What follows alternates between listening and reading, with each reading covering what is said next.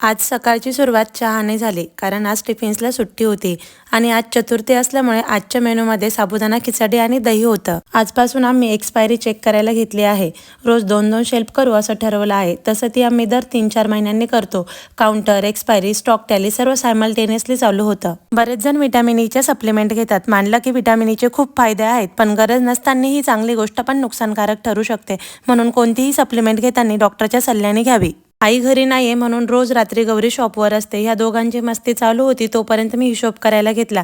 दिवसभर किती पण थकवा असला ना तरी रात्री सॅटिस्फाईड गल्ला झाला ना माझा थकवा आपोआप मायनस होतो। संध्याकाळी आई आणि दीदीसोबत व्हिडिओ कॉल झाला। दिवसभराचे अपडेट सांगितले। आजच्या मेनूमध्ये पावभाजी होती। उद्या संडे असला तरी स्वयंपाकाला काही सुट्टी नाही, म्हणून आदल्या दिवशीच थोडी तयारी करून ठेवली म्हणजे मस्त लेट उठता येईल। तोपर्यंत या बापलेकीच्या मस्त गप्पा गोष्टी चालू होत्या।